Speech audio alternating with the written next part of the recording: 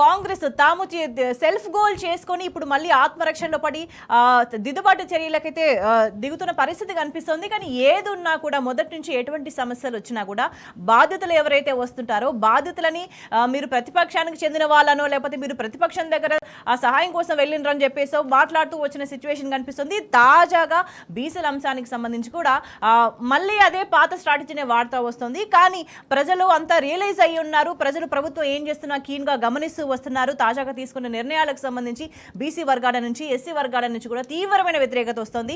మరి దీనికి సంబంధించి మనం మాట్లాడదాం. మనతో పాటు వాళ్ళ చర్చలో జాయిన్ అవుతున్నారు బీఆర్ఎస్ నేత మాజీ ఎమ్మెల్యే తాటికొండ రాజయ్య గారు. గుడ్ ఈవినింగ్ అండి. రాజయ్య గారు, అంటే ఎట్లా చూడాల్సిన అవసరం కనిపిస్తుంది? రేవంత్ రెడ్డి వ్యవహార శైలి వల్లే అంటే ప్రతి అంశంలో ఏదో చేయాలనుకుంటున్నారు కానీ అది సెల్ఫ్ గోల్ అయిపోయి ఆత్మరక్షణ పడాల్సిన సిచ్యువేషన్ వస్తుంది. ఇప్పటి వరకు ఒకటి మేనేజ్ చేసుకుంటా వచ్చారు. కానీ ఇక పైన అట్లా తప్పులని మళ్ళీ ఏదో మేనేజ్ చేసి మసిపూసి మారేడుగా చేసే పరిస్థితి లేదు. ఆ కాలం అయిపోయిందని భావించాల్సిన అవసరం కనిపిస్తుంది ఇప్పుడు. తప్పకుండా. ఎందుకంటే ఆయన రేవంత్ రెడ్డి గారు ముఖ్యమంత్రి అయితేనని మొన్న ప్రతిపక్షం నుండి కొట్లాడలే అడ్డిమారి గుడ్డి దెబ్బ అంటారు. సో ఈరోజు అడ్డిమారి గుడ్డి దెబ్బతో ముఖ్యమంత్రి అయిన తర్వాత అలిమి కానీ హామీలు ఇచ్చిండు. ఎలక్షన్లకు ముందు ఎట్లా గెలిచేది ఉందా, మనం ఏమైనా చేసేది ఉందా, ఎట్లాగూ ప్రతిపక్షంలో ఉంటాం, ఆ ప్రతిపక్షం నుండి ఎట్లా ఉన్న ఎమ్మెల్యేలను కాపాడుకోవాలంటే అవసరమైతే పార్టీ మారిన వాళ్ళను రాళ్లతో కొట్టి చంపండి, నన్ను పిలవండి, నేను కూడా వచ్చి ఆ పని చేస్తా అని అంతా మాట్లాడిండు. పార్టీ ఫిరాయింపుల చట్టాన్ని ప్రత్యేకంగా వాళ్ళ మేనిఫెస్టోలో కూడా పెట్టారు రాహుల్ గాంధీ గారు. సో అలాంటిది ఒక్కసారి గెలిచే వరకు దిమ్మ తిరిగిపోయింది. సరే 1.8% ఓట్స్ తోటి బీఆర్ఎస్ మీద గెలిచిన మాట వాస్తవం. గెలిచిన తర్వాత ఆయన ఒక నిబద్ధతతో అన్నీ మర్చిపోయి జరుగుతున్న అభివృద్ధి సంక్షేమ కార్యక్రమాలు అట్లాగే పోతుంటే బాగుంటుండే. కానీ ఇంకా రెచ్చిపోయి ప్రతిదీ కూడా టైం బైండింగ్ పెట్టి ఇప్పుడు December 9 మీరు పోయి 2 లక్షలు తెచ్చుకోండి, December 9 మళ్ళీ 2 లక్షలు తీసుకోండి, మళ్ళీ డిసెంబర్ పోగానే 100 రోజుల కథ అందరికీ వేసేస్తాం, 100 పోయింది దసరా వరకు అందరికీ వేసేస్తాం. మళ్ళా ఒక దసరానే కాదు అందరి దేవుళ్ళ మీద ఒట్టేసి చెప్పడం. ఎవరు చెప్పమంటారు అవన్నీ? దేవుళ్ళ మీద ఒట్టేసి చెప్తా ఉంటాడు. తర్వాత దేవుళ్ళ మీద అయిపోగానే మళ్ళీ December 9 అయితే మళ్ళీ సంవత్సరం అవుతుంది. అప్పుడు December 9 అన్నారు. ఇట్లా అంత చేసినా కూడా ఇప్పటి వరకు కొండందవి ఎల్కని పట్టినట్టు ఒక రైతు రుణమాఫీ పూర్తి చేయలేని పరిస్థితి. ఇట్లా డెడ్ లైన్లు ఇస్తా పోవడం అనేది ఎన్నికలకు ముందు నుంచి ముందు కూడా చేస్తున్నారు, వచ్చిన తర్వాత కూడా ఇదే పని చేస్తున్నారు. బీసీలకు సంబంధించి కూడా ఆ అధికారంలోకి వచ్చిన 6 నెలల్లో అని అంటారు. కానీ సమయం గడిచిపోతుంది. కానీ సంవత్సరం అయింది. February 4th to February 4th 1 ఇయర్కి ఆ డేట్ కలిసి రావాలని February 4th కానీ ఆగమేఘాల మీద అసెంబ్లీ మొదలుపెట్టి ఏం తయారై రాలేదు కానీ కథ పెట్టాలి అనేది పట్టుదలతో వచ్చి సభ స్టార్ట్ అయింది. 2 నిమిషాలలో వాయిదా. అసెంబ్లీ చరిత్రలో 2 నిమిషాలలో వాయిదా వేసే సందర్భం మొన్న మాత్రమే జరిగిన పరిస్థితి కనబడుతూ ఉన్నది. అది పోయిన తర్వాత 2 గంటలకు ప్రారంభం అని చెప్పేసి 2 గంటల 20 నిమిషాలకు ప్రారంభం చేయడం. 2 ప్రధాన అంశాలు బీసీలు, ఎస్సీలు, ఎస్టీలు కూడా, ఎందుకంటే సబ్ కేటగిరేషన్ ఎస్టీ వాళ్ళు కూడా ఉండాలి.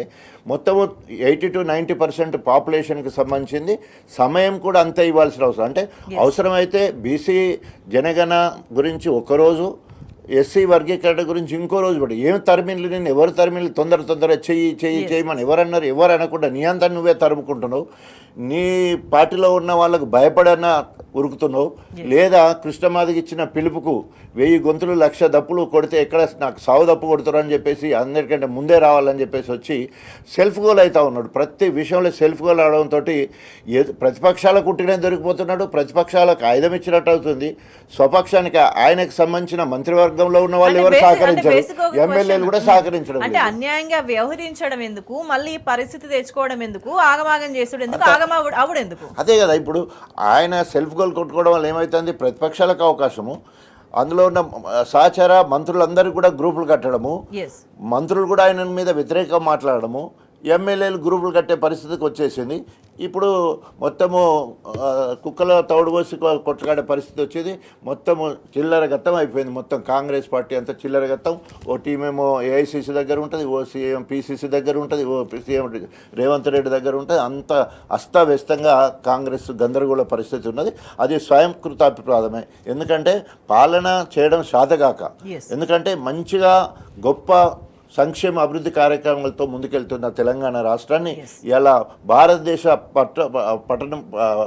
ఏమంటారు చిత్రంలో తెలంగాణ ఒక మరకలిక కనిపించే పరిస్థితి ఇలా రేవంత్ రెడ్డి వాళ్ళు దాపురించింది. అంటే మీరు ఏమైనా చేసుకోండి కానీ అంటే ఆల్రెడీ ఒక వ్యవస్థ ఎస్టాబ్లిష్ అయి ఉన్నది, ఒక పటిష్టమైన వ్యవస్థ ఎస్టాబ్లిష్ అయినది. మీరు ఏమన్నా అంతర్గతంగా ఏమన్నా ఉంటే మీరు కొట్టుకు చచ్చినా ఇంకేమన్నా మీరు గొడవలు పెట్టుకున్నా అది వేరే విషయం. కానీ అల్టిమేట్గా ఈ ప్రాసెస్ల మధ్యలో ఏం జరుగుతుందంటే ప్రజలు నష్టపోతున్నారు, ప్రజల జీవనం విధ్వంసం అవుతుంది, వాళ్ళ జీవన ప్రమాణాలు దిగజారిపోతున్నాయి, ఒక అసమానతలు పెరిగిపోయే వాతావరణం కనిపిస్తుంది. ఎవ్వరు కూడా పొద్దుగాల లేస్తే ప్రశాంతంగా నిద్ర లేచే పరిస్థితి లేదు, నిద్రపోతే ప్రశాంతంగా నిద్రపోయే పరిస్థితి కూడా లేదు. అనేక చోట్ల ఎప్పుడు ఎక్కడ ఏం కూల్చివేతరని వస్తారో తెలియదు, ఎక్కడ ఎవరు ఎప్పుడు దాడులకు పాల్పడతారో తెలియదు, అన్యాయం జరిగిందని క్వశ్చన్ చేస్తే ఎవరు వచ్చి బెదిరిస్తారో తెలియదు, ఎవరు వచ్చి ఏం చేస్తారో తెలియని పరిస్థితి కనిపిస్తుంది. అంటే వీటన్నిటి వల్ల అల్టిమేట్గా నష్టపోతున్నది ప్రజలు కదా.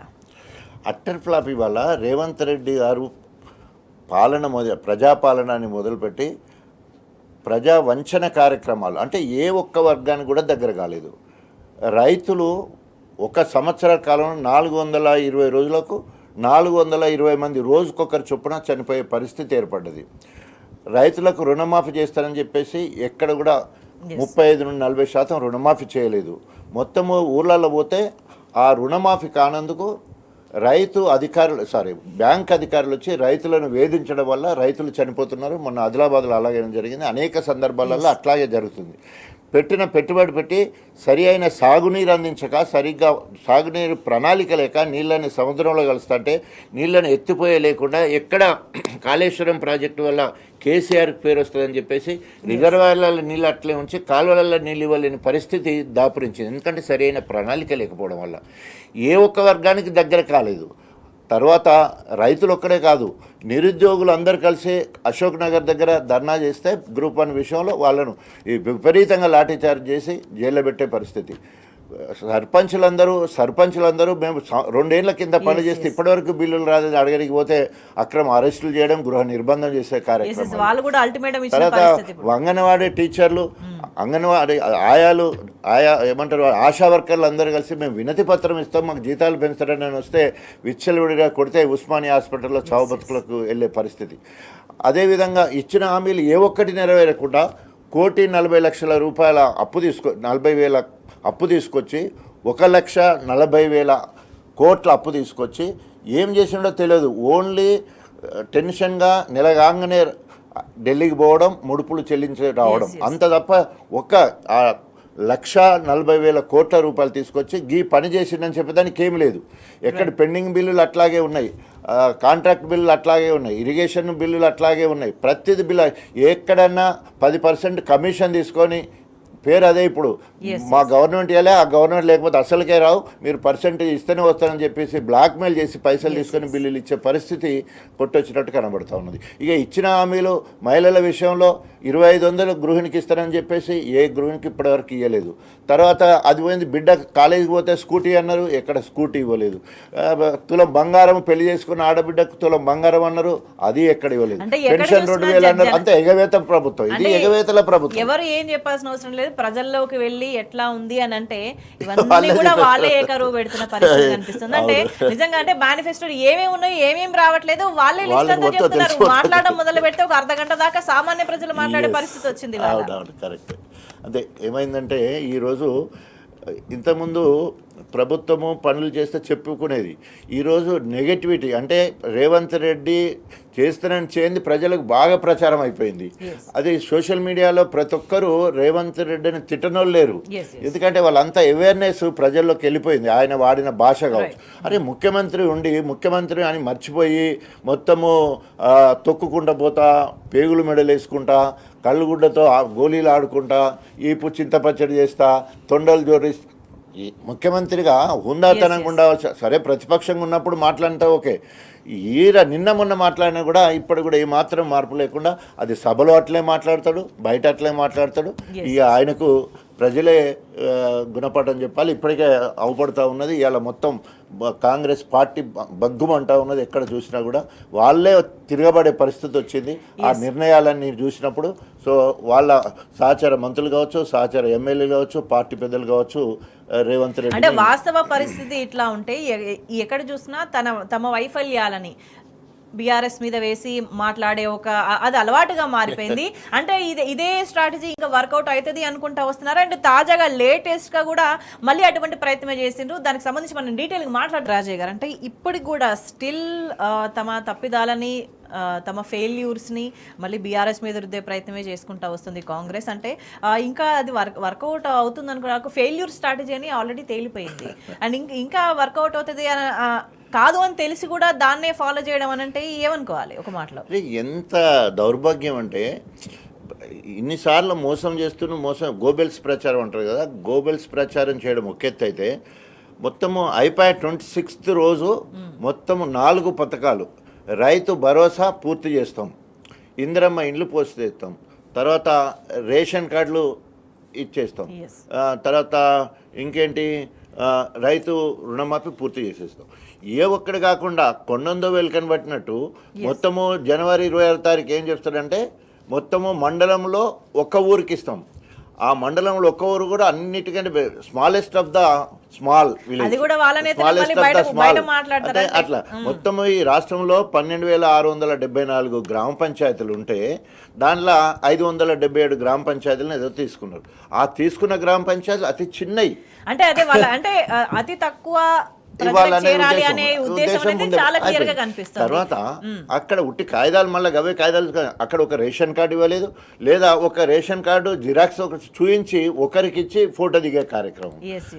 అంటే తర్వాత ఒక ఇందిరమ్మ శాంక్షన్ లెటర్ ఒకరికి ఇచ్చి ఫోటో దిగారు కదా, మిగతా వాళ్ళందరికీ ఆ ఊర్లో కూడా ఇచ్చింది లేదు. ఆ ఊర్లో కూడా ఇచ్చిన పరిస్థితి మనకు. అంటే రేవంత్ రెడ్డి అధికారంలోకి వచ్చిన తర్వాత ఒక సామాజికంగా ఒక అన్రెస్ట్ వాతావరణం ఏర్పడింది. అంటే ఒక డిస్టర్బెన్స్ క్రియేట్ చేస్తా వచ్చింది ప్రభుత్వ పరిపాలన విధానం అనేది చాలా క్లియర్గా కనిపిస్తుంది. అంటే తాజాగా అంటే గతంలో జీవో 29కి సంబంధించి కూడా చాలా తీవ్రమైన ఆందోళన చేసిండ్రు.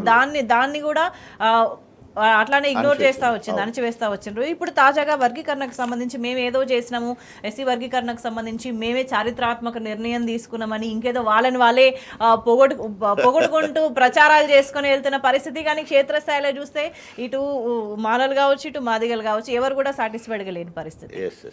అంటే ఎందుకంటే యూజువల్గా ఈ ఉద్యమము పేరే 30 సంవత్సరాల నుంచి కృష్ణమాదిగ నాయకత్వంలో మాదిగ అస్తిత్వాన్ని కాపాడడం కోసం, మాదిగ ఉనికికి కాపాడడం కోసం, ఆత్మగౌరవం కోసం. ఎందుకంటే అబ్సల్యూట్లీ ఎస్సీ కమ్యూనిటీలో ఉన్న 59 కులాలలో కుల వివక్ష, అంటరానితనము, రోత పనులు చేసేది ఏకైక కులము మాదిగ కులం. సింగిల్గా ఊర్లలో ఎట్టి చాకిరి, అదేవిధంగా రోత పనులు, క్లీనింగ్ కానీ, మోడీలు కడగడం కానీ ఇట్లాంటివన్నీ కూడా గ్రామాలలో ప్రత్యేకంగా మాదిగ వాళ్ళే. అది భరించలేకనే మాదిగ అస్తిత్వం కోసము మాదిగ రిజర్వేషన్ పోరాట సమితి అని పేరు పెట్టడం జరిగింది. కానీ దాంట్లో సామాజిక న్యాయం ఉంది. ఏంటి అంటే 59 కులాలకు వారి జనాభా నిష్పత్తి ప్రకారము ప్రతి కులానికి న్యాయం జరగాలనేది దాని అంతరార్థం. పేరు మాత్రము, లీడింగ్ మాత్రము మొత్తం కృష్ణమాదిగనే 30 సంవత్సరాల నుంచి నిజంగా మాదిగలకు మేలు జరగాలనే ఉద్దేశం చేస్తే అదే మాదిగలకు అన్యాయం జరిగినట్టు కొట్టొచ్చినట్టు నిన్న రేవంత్ రెడ్డి గారు ప్రవేశపెట్టిన ఏబిసి 3 గ్రూపులు చేసి చూస్తే మాదిగలు 32,33,642 మాదిగలు ఉన్నారు. Single caste, biggest caste among all community. So అదేవిధంగా మాలలో 15 లక్షలు ఉన్నారు. అంటే 15 లక్షలకు 5% ఇచ్చినప్పుడు 30 లక్షలకు 10% ఇవ్వాలి. మీద మళ్ళీ 33,642 ఉంటే సగం ఇవ్వాలి. సో అందులోకెళ్ళి మేజర్ కమ్యూనిటీ మన బుడగ జంగాలను అందులోకెళ్ళి తీసేశారు.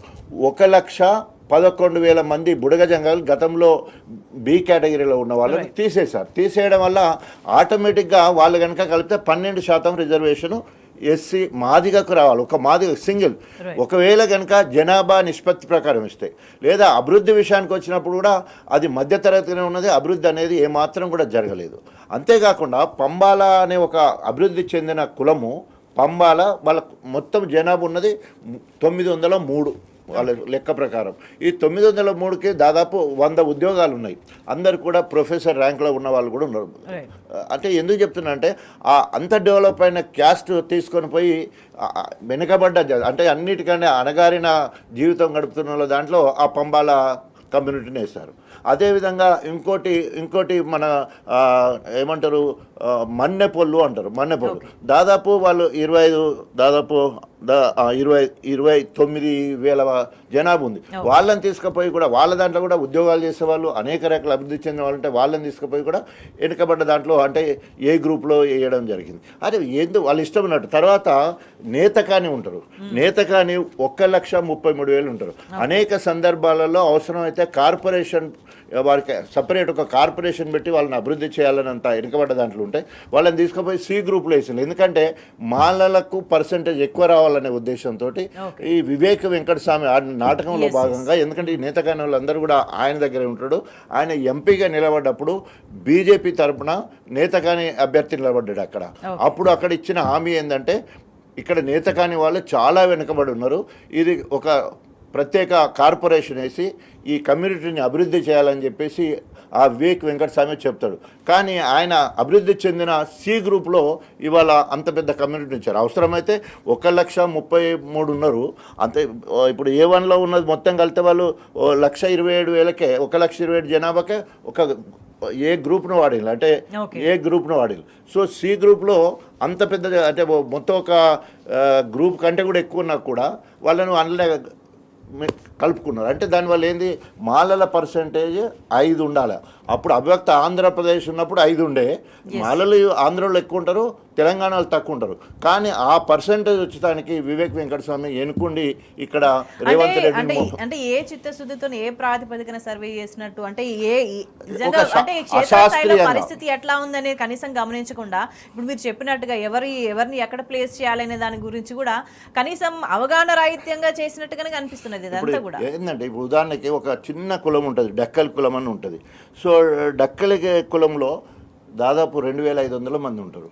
2,500 మంది ఉంటారు. వాళ్ళకు మొత్తం సమాజం మొత్తంలో కూడా ఒక్కరు కూడా ఉద్యోగం లేదు. అదే పంబాల దాంట్లో 1,000 మంది జనాభా ఉంటే 100 మందికి ఉద్యోగాలు ఉన్నాయి. వీళ్ళని కలిపితే ఎట్లా? మళ్ళీ రేపు ఈ 100 ఉద్యోగాలలో పిల్లలు ఉంటే మళ్ళీ వాళ్ళకే ఉద్యోగాలు వస్తాయి. కానీ ఈ డక్కలలో చదువుడు ఎప్పుడు చదవాలి, ఉద్యోగం ఎప్పుడు చేయాలి, ఎప్పుడు వచ్చేదానికి అవకాశం లేదు. అంటే ఒక అశాస్త్రీయబద్ధంగానే ఈ వర్గీకరణ అయింది. ఏదో మ్యానిపులేట్ చేసినట్టు కొట్టొచ్చినట్టు కనబడుతుంది. అట్లా మ్యానిపులేట్ చేసింది వివేక్ వెంకటస్వామి అయితే రేవంత్ రెడ్డి మాలల చేతుల కీలుబొమ్మ. కారణం ఏంటంటే ఆయన ముఖ్యమంత్రి కాపాడుకోవడం కోసం అక్కడ ఖర్గే గారు, అదేవిధంగా కొప్పుల రాజు సిడబ్ల్యూసి మెంబర్. సో అక్కడ 2 ఉన్నారు. ఆ 2 మాల వాళ్ళే. సో ఇక్కడి నుంచి వివేక్ వెంకటస్వామి, తర్వాత వినోద్ వెంకటస్వామి, వంశీ వెంకటస్వామి, డాక్టర్ వంశీకృష్ణ. అంటే ఒక్క కుటుంబం నుంచి 3 పదవులు, లక్షల రూపాయల ఆస్తులు, లక్షల కోట్ల రూపాయల ఆస్తులు, మీడియా ఛానలు, పేపరు, ఇంత పెద్ద మొత్తం జిల్లాను, రాష్ట్రాన్ని మొత్తం కూడా వాళ్ళ గుప్పులో ఉంచుకునే విధంగా బట్టి విక్రమార్క, మల్లు రవినేమో అక్కడ మల్లికార్జున దగ్గర వాళ్ళు మ్యానిపులేట్ చేస్తారు, ఇక్కడ వీళ్ళు చేస్తారు. మొత్తం కూడా పేరుకే షమీమ్ అఖ్తర్ను కమిషన్, సింగిల్ కమిషనర్ వేసింది. కానీ మొత్తం కూడా ప్రభుత్వం రాసిచ్చింది చదివినట్టే కనిపిస్తూ ఉన్నది. మొత్తం తిప్పి ఏది చేసేసి మొత్తం మీద మాలలకు లాభం జరిగే విధంగా, మాదిగలకు సింగిల్ మాదిగ కులానికి నష్టం జరిగే విధంగా అవుతుంది. ఎట్టి పరిస్థితుల్లో మాదిగలకు రావాల్సింది కనీసం 11% రావాలి. అదేవిధంగా వాళ్ళని కనుక మరి ఎవరైతే బుడగ జంగాలను కలిపితే 12% వచ్చేదానికి అవకాశం ఉంది. మాదిగలకు బుడగ జంగాలను కలుపుకొని 12% ఇవ్వాలని ఇప్పుడు మాదిగల డిమాండ్. ఓకే. అంటే వీళ్ళు అంత ఇంత వ్యతిరేకత వస్తున్న నేపథ్యంలో అంటే వీటిని ఒక కరెక్షన్ చేసే అవకాశం కనిపిస్తున్నదా ఏమైనా? తప్పకుండా, ఎందుకంటే ఇంకా చట్టబద్ధత కల్పించలేదు, రైట్. జీవో విడుదల చేయలేదు. కాబట్టి మరొకసారి పర్యవేక్షణ చేసి మేము స్పెసిఫిక్గా కొన్ని కులాలను చెప్తాను. పంబాల అభివృద్ధి చెందింది, మన్నెపొల్లు అభివృద్ధి చెందారు, గతంలో డి గ్రూప్లో ఉన్నారు, ఇప్పుడు వాళ్ళని తీసుకొచ్చి మరి ఏ గ్రూప్లో వేయవలసిన అవసరం ఏమున్నది. అదేవిధంగా నేతకానోళ్ళు వాళ్ళు చాలా వెనుకబడ్డట్టున్నారు, వాళ్ళను సి గ్రూప్లో వేయవలసిన అవసరం ఎందుకు వచ్చింది. అదే బుడగ జంగాలు గతంలో మాదిగలతో దగ్గరలో ఉన్నారు, అట్లాగే ఉంచక వారిని తీసుకుపోయి వెనుకబడ్డ దాంట్లో ఎందుకు వేశారు. సో ఇవన్నిటి ఏవైతే స్పెసిఫిక్గా 4-5 క్యాస్ట్లనే జరిగింది. 4-5 క్యాస్ట్లు కనుక తీసేస్తే డేటా కనుక తీసుకుంటే ఉద్యోగాలు ఎంతమందికి వచ్చినాయి, విద్యాపరంగా ఎంతవరకు ఎదిగిండ్రు, ఆర్థికంగా ఎంత ఎదిగిండ్రు, సామాజికంగా సమాజానికి దూరం ఉన్నారా దగ్గర ఉన్నారా, ఏవైతే ఏ కోణంలో వాళ్ళు శాస్త్రీయంగా చేయాలంటే ఆ కోణంగా జరగలే. శాస్త్రీయంగా ఒక జెన్యూనిటీతో ఇదంతా చేయాలనే ఉద్దేశం ఉందా లేదా అన్న అనుమానాలు కూడా తలెత్తుతున్నాయి. రాజయ్య గారు, అంటే జరిగిన తప్పిదాలనే మాట్లాడాల్సిన అవసరం కనిపిస్తుంది ఖచ్చితంగా. అంటే వీటన్నిటిని సరిదిద్దుకునే చిత్తశుద్ధి ఉందా లేదా ప్రభుత్వానికంటే ఏం చెప్పుకోవాలి? అంటే ఇప్పుడు ఇది చాలా ఏబిసిడ్లు శాస్త్రీయబద్ధంగా జరగాల్సి ఉండే. కారణం ఏంటంటే భారతదేశానికి స్వతంత్రం వచ్చిన తర్వాత 1950 నుండి రాజ్యాంగాన్ని అమలుపరచడం జరిగింది. గణతంత్ర దినోత్సవం నుండి అంబేద్కర్ గారు రాసిన రాజ్యాంగాన్ని అమలుపరచడం అంటే సామాజిక న్యాయ కోణంలో. అయితే ఎస్సీలకు రిజర్వేషన్ కల్పించిన తర్వాత రిజర్వేషన్ ఫలితాలు అందరికి అందినయా లేదని చెప్పేసి ఫస్ట్ లాతూర్ కమిషన్ అని 1965లో వేయడం జరిగింది. ఆ కమిషన్ వల్ల తేలింది ఏంటంటే ఒక వర్గం వాళ్ళే బాగుపడుతున్నారు, అది మాల వర్గము. తర్వాత 1997లో ఎంఆర్పిఎస్ ఉద్యమం మొదలైన తర్వాత కృష్ణమాదిగ నాయకత్వంలో చలో హైదరాబాద్ ప్రోగ్రాం పెట్టి లక్షలాది మంది మొత్తం కూడా హైదరాబాద్ దిగ్బంధం చేసినప్పుడు వెంటనే రామచంద్రరాజు కమిషన్ వేశారు. రామచంద్రరాజు కమిషన్ వేసి ఆయన చెప్పింది ఏంటంటే 80% ప్రభుత్వకు సంబంధించిన విద్యా ఉద్యోగ రంగాలలో ఒక జాతి వాళ్ళే, ఒక కమ్యూనిటీ మాల వాళ్ళు మాత్రమే ఉన్నారు, 20% మిగతా వాళ్ళందరూ పంచుకుంటున్నారు. తర్వాత అదైన తర్వాతనే 2001 నుండి 4 వరకు రిజర్వేషన్ను ఏబీసీలుగా వర్గీకరించారు. అప్పుడు అమలుపరచడం జరిగింది టీడీపీ గవర్నమెంట్లో. అటు తర్వాత మళ్ళీ 2004లో అది హైకోర్టు అక్కడి నుంచి సుప్రీంకోర్టు పోయి కొట్టేసిన తర్వాత మళ్ళీ ఉషా మేయర్ కమిషన్ 2005లో వాళ్ళు కూడా సేమ్ మాదిగలకు అన్యాయం జరిగిందని క్లియర్గా రిపోర్ట్ ఇవ్వడం జరిగింది. అంటే వీళ్ళు ఉట్టుట్టుగానే వాళ్ళకు అనేక రకాలుగా సర్వేలు చేసి గ్రామాలకు తిరిగి అనేక రకాలుగా చేసిన తర్వాతనే తప్పకుండా ఒక వర్గం బాగుపడుతుంది. కాబట్టి ఫలితాలు అన్ని వర్గాలకు సమానంగా చేరాలి వారి వారి జనాభా నిష్పత్తి ప్రకారం అని చెప్పేసి అంబేద్కర్ గారి ఆలోచనే సామాజిక న్యాయం. సో ఆ సామాజిక న్యాయం జరగాలంటే తప్పకుండా ఎస్సీ సబ్ కేటగరైజేషన్ కావాలనే ఉద్దేశంతో దాదాపు 30 సంవత్సరాలు కృష్ణమాదిగ నాయకత్వంలో శాంతియుతంగా అహింసా మార్గంలో ప్రజాస్వామ్యబద్ధంగా పోరాటం చేయడం జరిగింది. అది మొత్తం కూడా క్రెడిట్ ఎవరేమన్నా కూడా మందకృష్ణ మాదిగకే చెందాలి కూడా. ఆయన మరో అంబేద్కర్ లెక్క చాలా గొప్పగా 30 సంవత్సరాలు ఒకే లక్ష్యంతో ఎస్సీలను ఏబీసీలు ఏకైక లక్ష్యంతో కార్యక్రమం చేసుకుంటూ వస్తే 7 జడ్జీలతో కూడిన రాజ్యాంగ ధర్మాసనం చంద్రచూడు ఆధ్వర్యంలో నాయకత్వంలో ఒక చారిత్రాత్మక తీర్పు ఇవ్వడం జరిగింది. ఆర్టికల్ 14, 15, 16 ప్రకారము రాష్ట్రాలకు ఆ అర్హత ఉంది ఎస్సీలను ఏబీసీలుగా వర్గీకరించాలని. సో 341 ఆర్టికల్ ఏం చెప్తుందంటే ఒక రాష్ట్రంలో కులాలు ఒక కులాన్ని ఒక కులంలో కలపాలన్నప్పుడు, అంటే ఎస్సీలో బీసీలో ఇంతకుముందు రజకులు ఉన్నారు, వాళ్ళను ఎస్సీలో కలపాలన్నప్పుడు ఇక్కడ తీర్మానం చేసి అక్కడికి పంపించాలి. అక్కడ ఏది మన పార్లమెంట్కి పంపించాలి. అక్కడి నుంచి రాష్ట్రపతి సంతకంతో ఆమోదం పొంది ఇక్కడికి వస్తుంది. లేదా ఇప్పుడు మొన్న మనము సమగ్ర కుటుంబ సర్వే చేసినప్పుడు కానీ మొన్న బీసీ జనాభా ఇచ్చినప్పుడు కూడా ఎస్సీ జనాభా 17.45 అని వచ్చింది. అంటే 17.45 అని వచ్చింది. ఇప్పుడు 15%కే చేస్తున్నారు. ఇది రిజర్వేషన్ పెరగాలంటే 341 ఆర్టికల్ ప్రకారము పార్లమెంట్లో పెరగాల్సి ఉంటుంది. ఇక్కడ తీర్మానం చేసి అక్కడ అయితే 340తో సంబంధం లేకుండా రాష్ట్రాలకు స్వయం ప్రతిపత్తి చేయాలని చెప్పేసి క్లియర్గా చంద్రచూడ్ గారు మరి ఒక చారిత్రక ఏమంటారు తీర్పునివ్వడం జరిగింది. దాన్ని అమలుపరచడానికి వీళ్ళు ఆగస్టు 1 తారీఖు నాడు మనకు తీర్పు వస్తే అదే రోజు గొప్పగా నేను అన్ని రాష్ట్రాల కంటే ముందే చేస్తానంటే అప్పటికే హర్యానా చేసేసింది. అవసరమైతే ఆర్డినెన్స్ తీసుకొస్తా అన్నాడు, ఆర్డినెన్స్ తీసుకురాలే.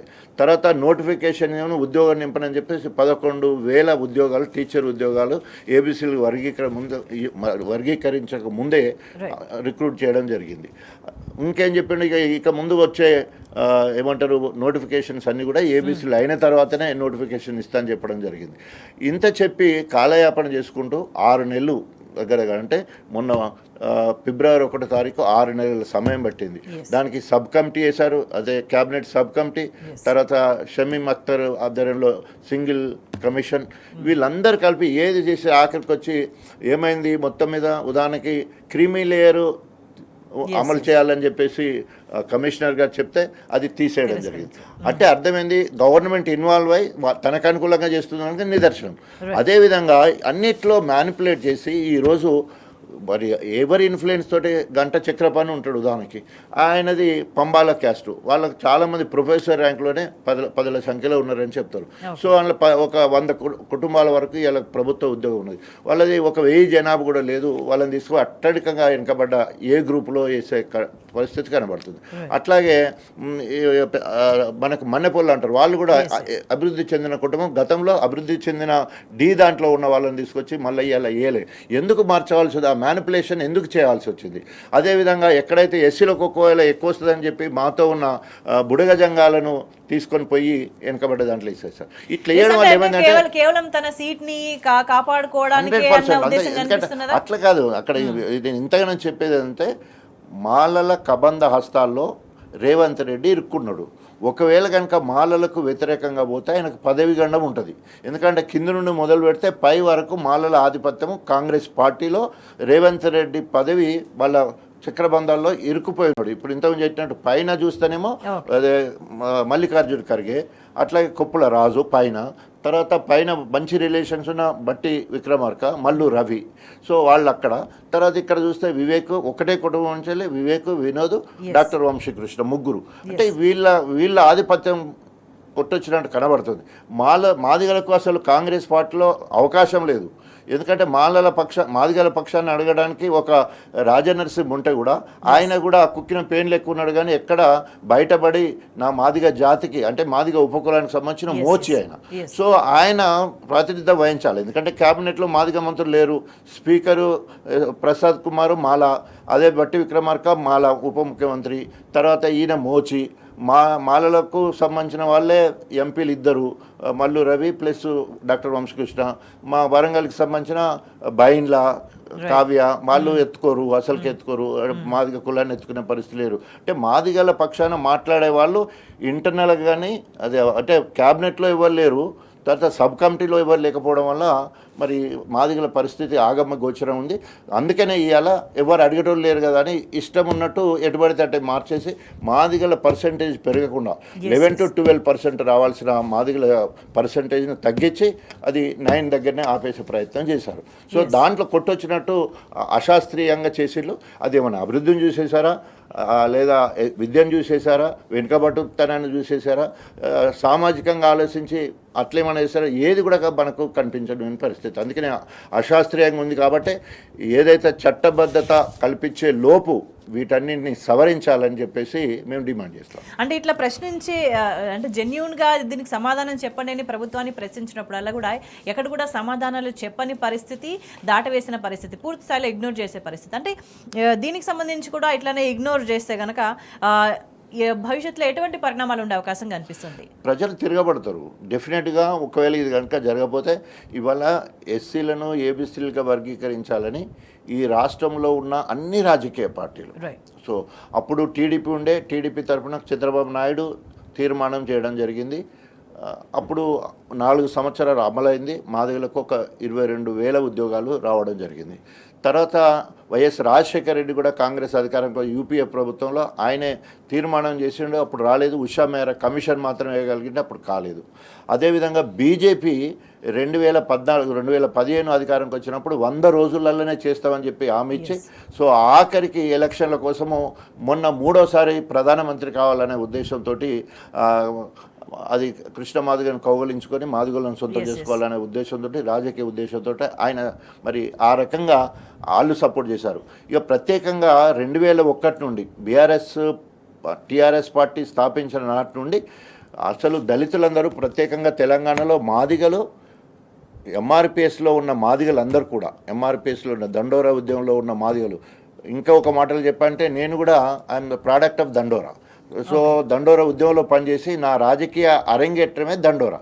నేను టీఆర్ఎస్ పార్టీకి రాకముందు నేను దండోరాలో ఉన్నాను. అట్లా తెలంగాణ ప్రాంతంలో చాలామంది దండోరా ఉద్యమంలో పనిచేసిన వాళ్ళు తెలంగాణ వచ్చేది ఉంటే మాకు పర్సెంటేజ్ ఎక్కువ వస్తుంది. ఎందుకంటే ఆంధ్రలో మాదిగలు కొంచెం తక్కువ, తెలంగాణలో మాదిగలు ఎక్కువ. ఇవాళ తెలంగాణ దండోరా ఉద్యమంలో పనిచేసిన వాళ్ళందరూ మన టీఆర్ఎస్ పార్టీలోకి వచ్చి ధూమ్ధామ్ కార్యక్రమం పెట్టారు. అంటే ఒక సంస్కృత విభాగం మొత్తం కూడా 90% మాదిగ కమ్యూనిటీ వాళ్ళే ఉంటారు. అంటే పాటలు రాసేవాళ్ళు, పాటలు పాడేవాళ్ళు, డప్పు కొట్టేటోళ్ళు, డ్యాన్స్ చేసే ఆడపిల్లలు అందరు కూడా మాదిగ వాళ్ళే ఉంటారు. తర్వాత మీటింగ్లకు వచ్చేటోళ్ళు వాళ్ళే ఎక్కువ ఉంటారు. తర్వాత అక్రమ కేసులకు వాళ్ళే. తర్వాత తెలంగాణ రాలేదని ఎక్కువ ఆత్మహత్యలు చేసుకున్న బిడ్డలు కూడా మాదిగ బిడ్డలే ఎక్కువ మంది ఆత్మహత్యలు చేసుకున్నారు. ఇవాళ నాలాంటి వాడు ఒక మాదిగ బిడ్డగా ఉండి దండోరలో పనిచేసి టీఆర్ఎస్ పార్టీలోకి వచ్చి తెలంగాణ రాష్ట్ర సాధన కోసం అధికార కాంగ్రెస్ పార్టీ ఎమ్మెల్యే పదవికి రాజీనామా చేసి తెలంగాణ జెండా పట్టుకొని కేసీఆర్ చిటికనెలు పట్టుకొని తెలంగాణ మొత్తం తిరిగిన. సో ఆ రకంగా మాదిగల ఆత్మస్థైర్యం పెరగడానికి, మాదిగలను ఎంకరేజ్ చేయడం కోసం తెలంగాణ ఉద్యమం మళ్ళొక 10 సంవత్సరాలు అప్పుడప్పుడే చల్లబడ్డ ఉద్యమం మళ్ళీ ముందుకు పోయే పరిస్థితి కూడా ఏర్పడ్డది. ఆ రకంగా 2011లో నేను రాజీనామా చేసిన. అప్పటి వరకు తెలంగాణ వస్తుందో రాదో తెలియదు, కానీ తెలంగాణ చరిత్రలో ఒక మాదిగవాడి త్యాగం కనిపించాలని మళ్ళీ ఉద్యమంలో తొలి దళితుడిగా అధికార కాంగ్రెస్ పార్టీ ఎమ్మెల్యే పదవి కేంద్రంలో రాష్ట్రంలో కాంగ్రెస్ ఉంటే వదిలిపెట్టేసి మరి కేసీఆర్తో ఉండడం. సో ఆ రకంగా తెలంగాణ ఉద్యమంలో ముందు బాగానున్న వాళ్ళు మాదిగలు, అది నేను చెప్పదలుచుకున్నది. అదేవిధంగా కేసీఆర్ గారు కూడా 2001 నుండి ఎప్పుడు ఎలక్షన్ల మేనిఫెస్టో పెట్టినా ఎస్సీలను ఏబీసీలుగా వర్గీకరించాలనేది మేనిఫెస్టోలో ఉంటుంది. అది లోకల్ బాడీ ఎన్నికలైనా, అదే స్టేట్ జనరల్ ఎలక్షన్లు వచ్చినప్పుడు కూడా. మొన్న కూడా మనం పెట్టాం, అంతకుముందు 2015లో పెట్టాం. 2014 మనం అధికారంలోకి వచ్చిన వెంటనే కేసీఆర్ గారు మరి మనం తీర్మానం చేయడం జరిగింది. అదృష్టవశాత్తు మాదిగ బిడ్డగా కేసీఆర్ ఎంత ఉదార స్వభావంతో నాతోని ఆ తీర్మానం చేయడం జరిగింది. సభ మొత్తం కూడా ఏకగ్రీవంగా ఒప్పుకోవడం జరిగింది. అంటే అట్లా మళ్ళీ తర్వాత కేసీఆర్ గారు ఢిల్లీ దాకా పోయి మోడీని కలిసిండు. అప్పుడు మోడీకి ఇచ్చే ఉద్దేశం లేదు కాబట్టి ఒక్కసారి అపాయింట్మెంట్ ఇచ్చిండు. ఒకసారి కలవకుండానే 2 days ఉండి కేసీఆర్ గారు వెనుక కూడా రావడం జరిగింది. చివరికి ఏంటంటే ఇంత గొప్పగా బీఆర్ఎస్ పార్టీ మొదటి నుంచి కూడా ఎంఆర్పిఎస్కు లేదా ఏబీసీలకు అనుకూలంగా ఉంది. దాంతోపాటు ఇక్కడ ఉన్న బీజేపీ కావచ్చు, ఎంఐఎం కావచ్చు, సిపిఐ కావచ్చు, సిపిఎం కావచ్చు, అన్ని పార్టీలు కూడా ఏబీసీలకు అనుకూలం. మరి నీకేం కావాలి, ఎవరు శాస్త్రీయంగా పోవాలి కదా అలాంటప్పుడు. సో ఇలాంటి పరిస్థితులలో నువ్వు అశాస్త్రీయంగా పోయి నీకు ఎక్కడ మేకైతారో లేదా నా ముఖ్యమంత్రిని పీకేస్తాడో అని మాలలకు భయపడి నువ్వు ఈరోజు మ్యానిపులేట్ చేస్తావని క్లియర్గా కొట్టొచ్చినట్టు కనిపిస్తుంది. ఇప్పటికైనా ఆ తప్పును సరిదిద్దుకోవాలంటే తప్పకుండా మేము చూపించిన కులాలు పంబాల కావచ్చు, మన్నెపల్లి కావచ్చు, అదేవిధంగా ఇంతకుముందు చెప్పినట్టు నేతకని వాళ్ళు కావచ్చు, అదేవిధంగా బుడగ జంగాలకు సంబంధించిన వాళ్ళు కావచ్చు, తప్పకుండా వాళ్ళ స్థితిగతులను జీవన విధానం మార్చి తప్పకుండా రకంగా కరెక్ట్గా ఉన్న జనాభా ప్రకారం తీసుకుంటే 10.5 నుంచి 11 యాజిటీస్గా రావాలి. బుడగ జంగాలను కనుక మాదిగలో కలిపేది ఉంటే 12% రిజర్వేషన్ వస్తుంది. అదేవిధంగా నేతకాని వాళ్ళకి వెళ్ళి తీసేస్తే వాళ్ళకి 1% ఇచ్చినా మాకేం అభ్యంతరం లేదు. మాలకు 4% ఉంటుంది, వాళ్ళకి 1% ఉంటుంది. రైట్. అంటే వీటన్నిటితో పాటుగా ఒక జనాభాని తగ్గించి చూపించిన కుట్ర కనిపిస్తుంది. 100%. అంటే శాస్త్రీయంగా వెళ్ళలేదు. అండ్ అంటే అంటే కేవలం సంఖ్య తగ్గింది ఒక చిన్న మాట, కానీ దాని వెనుక లక్షల మంది నష్టపోయే పరిస్థితి ఉంది కదా. అదే తప్పకుండా. అంటే ఇప్పుడు ముందే చెప్పారు ఏంటంటే, ఒకటి జనాభా ప్రకారం, మన జనాభా నిష్పత్తి ప్రకారము ఏబీసీలుగా వర్గీకరించాలి. రెండోది వెనుకబాటుతనాన్ని బట్టి జనాభా అది చేయాలి. తర్వాత సామాజికంగా దూరం ఉండరా, దగ్గర సమాజంలో ఎట్లా ఉన్నారు అనే దాన్ని బట్టి, అదేవిధంగా ఆర్థికంగా ఎంత ఎదిగిందని, తర్వాత చివరిగా విద్యాపరంగా ఎంత ఎదిగా. ఇది శాస్త్రీయంగా పోవడం అంటే వీటన్నిటిని చూడాలి. అశాస్త్రీయ పోవడం అంటే ధనవంతులను, ఉద్యోగాలను, ఆర్థికంగా ఎదురులను తీసుకుపోయి అత్యధికంగా వెనుకబడ్డ దాంట్లో వేసినట్టు అక్కడ కొట్టొచ్చినట్టు కనిపిస్తుంది. దానికి ఎగ్జాంపుల్ నెంబర్ 1 పంబాల. రైట్. మన్నెపోళ్ళు వాళ్ళు ఎదిగిన వాళ్ళు గతంలో ఏబిసిడీలు ఉన్నప్పుడు 2004 వరకు ఉన్నప్పుడు వాళ్ళు డి గ్రూప్లో ఉన్నారు, ఎదిగిన దాంట్లో ఉన్నారు. Yes yes. అప్పుడు ఏ గ్రూప్లో ఎవరున్నారు? రెల్లి, దాంతోపాటు 12 కులాలు ఉన్నాయి. రెల్లి కులము మనకి ఇప్పుడు అవి లేవు, ఇక్కడ ఆంధ్రలో ఉండేది. ఇప్పుడు అక్కడికి A1కి వెళ్ళిపోయారు, గ్రూప్ 1కి వెళ్ళిపోయారు వాళ్ళు. అంటే ఇక్కడ అన్యాయం చేసే పరిస్థితి వచ్చింది అని అంటే ఒకవేళ ఈ దారిలో అన్యాయం జరిగింది ఇంకొక అని అనుకోవడం కాకుండా అన్ని వైపుల నుంచి ఒక అన్యాయమైన విధానమే అనుసరిస్తా వచ్చిందనంటే దీన్ని అదేదో యాదృచ్ఛికంగా కాకుండా ఇది పక్కా పకడ్బందీగా జరిగిందనే ఆలోచించాల్సిన అవసరం కనిపిస్తుందా? వాళ్ళకు ఆల్రెడీ గతంలో 2000 నుండి 2004 వరకు అమలు పరిచినప్పుడు ఎలాంటి అభియోగాలు రాలేదు. ఇప్పుడు ఇదే మన్నెపొళ్ళు అనేవాళ్ళు, అదే పంబాలు అనేవాళ్ళు డీలో ఉన్నారు, ABCDలో ఉన్నారు. డీలో మొత్తం కూడా అభివృద్ధి చెందిన వాళ్ళు అప్పుడు, ఇప్పుడు కూడా ABCలో అభివృద్ధి చెందిన వాళ్ళు. సిలో ఉండవలసిన వాళ్ళు ఇప్పుడు ఏకి ఎట్లా వస్తారు? పంబాల వాళ్ళు, మన్నెపొళ్ళు వీళ్ళిద్దరు కూడా అప్పుడు డీలో ఉన్నారు, ఇప్పుడు సిలో ఉండాలా. కానీ వాళ్ళని తీసుకొచ్చి ఏలో వేశారంటే ఏదో మ్యానిపులేషన్ జరిగింది. తర్వాత అత్యధికంగా వెనుకబడ్డ వాళ్ళు అదే వివేక్ వెంకటస్వామి అన్నట్టు నేత కాని వాళ్ళు, వాళ్ళకు సపరేట్ ఒక కార్పొరేషన్ పెట్టి అభివృద్ధి చేయాలంటే ఎటుకబడ్డ వాళ్ళు అల్లకెళ్ళి తీసేసి మాలల దాంట్లో ఉన్న వాళ్ళని తీసేసి గ్రూప్ 1కు పోవాలి. గ్రూప్ 1కు పోయేది ఉంటే ఆటోమేటిక్గా మాలల పర్సంటేజ్ తగ్గుతుంది. మాలల పర్సంటేజ్ తగ్గడానికి వివేక్ ఒప్పుకోడు. సో వివేకానంద్ ఒప్పుకోడు కాబట్టి ఆయనను తృప్తిపరచడానికి వాళ్ళని అందులోనే ఉంచి వాళ్ళ వాటా కూడా వీళ్ళే కొట్టేయడానికి. ఎందుకంటే ఎదిగిన వాళ్ళు వీళ్ళకు వాళ్ళకి పోటీ పెడితే ఎక్కడ కుదురుతుంది? ఎడ్యుకేషన్లో వీళ్ళు ఇంగ్లీష్ పోతాడు, వాడు తెలుగు మీడియం వస్తుంది. అంటే కేవలం కాలయాపన చేసినందుకే మందకృష్ణ మాదిగ లక్ష డబ్బుల సభకి పిలుపునివ్వడం జరిగింది. అంటే ఇప్పుడు ఈ డెసిషన్ తీసుకున్న తర్వాత ఉన్నారు కానీ క్లియర్గా చెప్తున్నారు 9 కాదు 11% అని చెప్పేసి. ఇంతకుముందు మీరు కూడా అన్నారంటే ఇది జరగకపోతే తీవ్రమైన పరిణామాలు ఉంటాయని. అంటే ఏదేమైనా సరే కాంగ్రెస్ ఒక ఆశ ఉంటుంది, ఏదేమైనా సరే ఒక చిన్న మ్యానిపులేషన్ చేద్దాం, చిన్న మేనేజ్మెంట్ చేసుకుంటా పోదామని. అటువంటి ప్రయత్నాలు చేస్తే కనుక ఏం జరగబోతుంది ఒక మాటలో? సో తప్పకుండా కృష్ణ మాదిగ ఆధ్వర్యంలోనే ఇప్పటి వరకు 30 సంవత్సరాల నుంచి మాదిగ రిజర్వేషన్ పోరాట సమితి పేరుతోటి అన్ని కులాలకు సామాజిక న్యాయం అంటే అన్ని కులాల కోసం కూడా కొట్లాడిండు. కొట్లాడుతూ ఏమన్నాడు? నా వాట నాకే రావాలి, వాళ్ళకు చెందే వాట వాళ్ళకే పోవాలి, నాకు అవసరం లేదు. వాళ్ళ జనాభా నిష్పత్తి ప్రకారం వాళ్ళకు వాటా పోవాలి, ఇంకొకరి జనాభా నిష్పత్తి ఇంకొకరు పోవాలి, నా వాటా నాకు రావాలి. కానీ నా వాట నాకు రాకుండా నా వాటకు అడ్డుపడి నా గ్రూపులు మొత్తం తక్కువ చేసి చూడడం, ఒక్క సింగిల్ క్యాస్ట్ చేస్తే కూడా అయితే క్లియర్గా ఉన్నది కదా. ఒక్క సింగిల్ క్యాస్ట్ మాదిగలు, ఒక్క సింగిల్ క్యాస్ట్ 32,33,642, ఒక్క సింగిల్ మాల క్యాస్ట్ 15,27,000. అంటే ఇంత తేడా 5 ఉన్నప్పుడు అక్కడ 10 వెళ్ళిపోవాలి ఆటోమేటిక్గా. ఇక మీద ఉన్న దానికి సగం వెళ్ళిపోవాలి, 10.5. ఇప్పుడు నువ్వు బుడగ జంగాలు కలుపుకుంటే 12కి వెళ్ళిపోవాలి. రైట్. ఏదేమైనా కూడా అంటే ఇటువంటి పరిస్థితిని కొనసాగిస్తే కనుక ఖచ్చితంగా భారీ మూల్యం చెల్లించుకోక తప్పదనే చెప్తారు. తప్పకుండా ఈ ప్రభుత్వం ఇన్ని రాజకీయ పార్టీలు అనుకూలంగా ఉండి ఏకగ్రీవంగా తీర్మానం చేసి సహకరిస్తున్నప్పుడు కూడా దీన్ని కూడా రాజకీయం చేయడాన్ని మాదిగ బిడ్డలు ఓర్చుకోలేకపోతున్నారు. తప్పకుండా ఇప్పటికైనా సరిదిద్దుకోపోయేట్టు తప్పకుండా మూల్యం చెల్లించవలసి వస్తుంది. రైట్. థ్యాంక్ యూ రాజు గారు, మీ అభిప్రాయాలు పంచుకున్నందుకు. That's all for